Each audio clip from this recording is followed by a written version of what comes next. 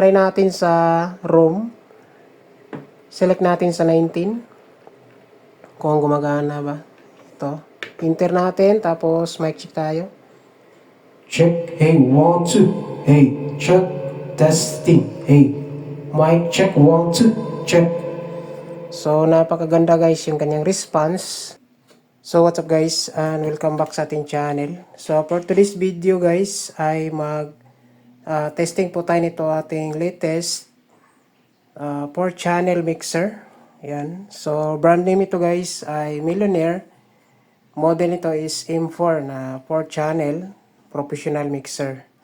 So, last video guys ay na-review na natin itong klase na mixer, no?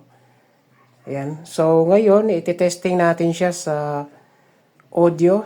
Siyempre, sa kaniyang pinaka-microphone. Kung okay ba siya gamitin sa microphone mga guys. Siyempre, titesting din natin guys yung kaniyang pinaka DSP effects. So, kagandahan sa mixer na to guys ay meron po siyang DSP effects. Makikita natin dito guys. Yan. So, meron siyang 32-bit multi-effects processors. Yan. So, dito natin yan i-select yung ating pinaka DSP effects. Yan. Kung gusto natin ng echo effects or delay. Yan. So, tuturo rin natin guys paano mapalabas yung ating pinaka echo effects ng ganitong mixer. Ayan. So, siyempre guys, kapag mag-testing tayo nito is kailangan natin ng amplifier tsaka speaker. Ayan. So, since nandito tayo sa loob guys, no, testing ngayon is ito lang yung gagamitin natin sa amplifier. Itong 4-channel KTAS QI4-4000. Tapos, yung speaker natin guys, ito lang yung gagamitin natin. 10 inches na Joson Neo. Ayan, around 600 watts. Ayan. So, 600 watts tapos meron po siyang tweeter sa gitna. So, isang wire lang po yan guys. Kinabit natin yan sa pinaka-amplifier natin, channel 1. Yan. Tapos, yung connection natin dyan guys, yung ating amplifier, sa channel 1 tayo kumuha guys ng speaker. Ito. Kasi isa lang yung speaker natin. So, yung input na gagamitin natin guys, itong channel 1. Yan. Channel 1 tayo kukuha. Tapos, yung dulo nito is, direct lang natin dito sa pinaka output ng ating mixer. Bali, pipili lang tayo guys kung left ba or right channel. So, dito lang tayo sa left. Yan. So, itong setup guys, parang naka-powered ka lang. Example, parang powered speaker po ito na built-in power amp nasa likod. Yan. So, isang XLR lang yung magagamit mo dito guys kung naka-powered speaker ka. Yan. Pero kung naka-amplifier is ganito rin yung settings or setup natin. Output ng ating mixer, kukonek natin sa ating amplifier guys. Ayan. So, ngayon, yung gagamitin naman natin sa microphone test natin ngayon is itong ating latest na X-Vibe na M5 wireless microphone. So, last video din natin guys sa mga nakaraang weeks, na testing na rin natin itong klase na microphone. Sobrang ganda guys, itong klase na wireless microphone. So, meron po itong receiver, tsaka yung kanyang pinaka capsule na microphone. So, ito yung gagamitin natin ngayon guys sa demo testing. Itong Millionaire M4 na mixer. So, kaganda rin dito guys ay meron po itong built-in na 7-band graphic equalizer. So, pwede natin ma-set yung mga frequency natin dito guys. Ayan. So, samahan nyo guys sa video natin ngayon at para masundan natin, no? Panoorin natin hanggang dulo. So, let's go. So, ito guys, bale nakasetup na yung ating pinaka-mixer natin. Mixer out patungo sa ating pinaka-amplifier. Ayan. So, ngayon, papakita natin guys itong klase na microphone sa mga bago nating pasok sa ating channel. Yan. So, ito po yung X-Vibe na HIM5 wireless microphone. Yan. Papakita ko sa inyo itong klase na wireless. Yan. So, meron po itong kanyang bag. Oh. Tapos, makapal yung kanyang bag. So, pang professional talaga itong datingan, itong klase na wireless. Ito siya guys. Ayan. So, ito yung pinaka-wireless natin. Tapos, ito yung receiver. Ayan. So, kung itong receiver natin guys, dahil yung magandang gamit nito kapag mixer is kailangan naka-direct tayo sa pinaka-XLR. Ito, tulad nito guys. Bunutin lang natin to yung kanyang socket. Kung wala ka namang mixer tapos amplifier lang yung gamit mo, so pwede mo itong gamitin. So ikakabit nyo lang to sa direct sa inyong amplifier. Sa atin guys ay mixer tayo. So tanggalin natin yung kanyang pinaka-PL jack. So i-power on ko muna guys. Ayan. So, makikita natin is naka-power na po siya. Tapos, yung channel niya is kulay blue. So, input lang natin yan guys sa pinaka-channel 1. Ayan. Tapos, yung ating pinaka-wireless, ito yung gagamitin natin guys. Ayan. So, makikita natin guys na sobrang ganda itong klase na wireless. So, yung kaniyang power switch is nandito sa baba. I-slide lang natin. So, kailangan naka-blow din dito guys para pair po sila yung dalawang channel. Tapos, ito yung kaniyang on switch. Ayan. So, dito sa baba is power switch, main power switch. Dito is on ng pinaka-capsule niya. Ayan, kasi meron po itong mute and on. Power on ko muna itong mixer guys para matest na natin. Tapos yung amp natin sa baba ay isi-set na lang natin guys. Ayan, ito sa amp sa baba. Power natin to. Ayan, tapos yung volume lagay na lang natin sa kalahati.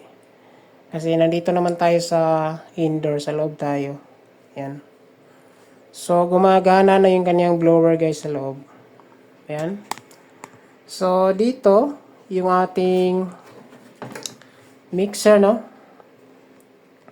Ayan. So, yung EQ natin, guys, iset natin yan. So, dito, guys, kapag naset na natin, guys, or na-connect na natin yung ating pinaka-XLR patungo sa ating powered speaker or gumagamit tayo ng amplifier tulad sa setup natin yun, guys. So, una natin i-set itong ating master volume. So, steady lang natin to guys sa 0 dB. Yan, itong dalawang channel, left and right main channel. Yan. So, set nyo lang dyan guys. So, ganitong setup is, ito yung pinaka the best setup ng master volume na naka 0 dB. Tapos yung main level natin guys, volume sa channel kung saan tayo naka-input ng ating receiver is i-adjust na lang natin guys. Ayan. Tapos ating channel effects, nandito siya. So makita natin yung effects. Kasama na rito yung kaniyang auxiliary 2. Ayan. So adjust natin to. Itong klase na effects dito guys. So, yung kaniyang tone control, low, mid, and high. So, adjust na lang natin yan guys mamaya. Kung nakulangan tayo sa frequency. Tapos, yung gain. So, naka-off tayo, no? Yan. So, malakas naman tong receiver na to. Itong klase na X-Vibe. So, off na lang natin yung pinaka-gain dito, no? Kasi meron namang, malakas naman yung audio na pumapasok nito. Tapos yung EQ natin guys, sinet na natin yan. Yan. So, check nyo lang guys. Binaba natin yung kaunti sa 1 kHz, 160 Hz, tsaka 6.3 kHz. Yan. Yung 400 tsaka 2.5 kHz ay naka-steady lang sa gitna. 63 Hz ay naka-up ng isa. Tapos 16 kHz ay naka-up din siya guys ng isang guhit. Ayan. Tapos yung effects natin dito, ito yung master volume ng effects ay sinet natin yun guys sa gitna lang. Yan, kasi nasa indoor lang naman tayo guys. So para iwas naman siya mag-feedback. Tapos yung pinaka-label, ito yung master effects label. Yan, naka-half lang tayo guys. Ito siya. So ngayon ito try natin guys no, na meron na siyang effects. Bali nasa whole yung ating effects ngayon. Yan. Naka 9 yung ating DSP effects. So up natin. Lagay muna natin sa alas 10 no. So up muna natin. Yan. So dinig natin yung kanyang pinaka-effects. So try tayo mag mic check. Check, hey, 1, 2. Check, hey. Check, 1, 2. Check, 1, 2. Mic check. So napakasuli guys, maganda yung kanyang output no. Yan, kahit hindi pa nakatodo yung ating effects label dito, tsaka yung kanyang effects label ng channel. Ayan. So try natin sa room. Select natin sa 19 kung gumagana ba. Ito. Enter natin, tapos mic check tayo. Check, hey, 1, 2. Hey, check, testing. Hey, mic check, 1, 2. Check. So napakaganda guys yung kanyang response dito sa mixer na to. Yan. Hindi pa natin yan nakaset yung ating pinaka-tone control dyan guys ha. Naka-label lang yan lahat sa gitna. So dito lang yung ginalaw natin yung pinaka-graphic equalizer niya. Pero napakaswabe yung kanyang performance. So try natin sa delay. Transfer natin sa 29. Tapos enter. So try natin guys. Check, hey, 1, 2. Check. Check, hey, 1, 2. Check. Yan. So yan yung kanyang effects sa delay. So try natin dito guys sa pinaka-simple lang, 49. Yan. Parang naka-ampli lang guys, 49. 49 set natin. Ayan, nasa 49 tayo. Try natin guys. Check, hey. Check, 1, 2. Check, 1, 2. Ayan, so hindi natin ramdam yung kanyang pinaka-quality kasi late na yung kanyang echo. Try natin yung 59. Ayan. So try natin yung 59 na DSP. Check, hey, 1, 2. Check, 1, 2. Mic check, testing. Hey, check, hey. Yan, yun yung effects sa echo reverb. Sa dito guys na section is karaoke. 69. Ito, try naman natin. Check, hey, 1, 2. Check. So maganda yung output ng dito sa karaoke. Kung kakanta tayo, mas okay tong karaoke na gagamitin. Kung kantahan yung ating ginagamit. Yan o, check natin guys. Check, hey, 1, 2. Hey, mic check, testing. Hey, check. So meron din siyang pitch mga guys. Try natin yung pitch. Baka mag-change voice yung ating pinaka-vocal natin.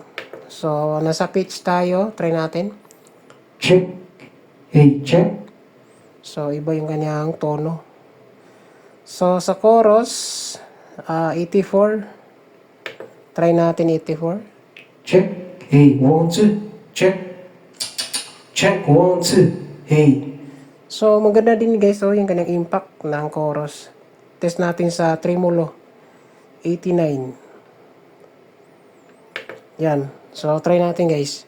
Check. Hey, check. So kakaiba din kanyang response.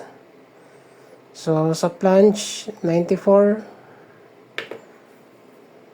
Try natin. Check. Hey, 1, 2. Check.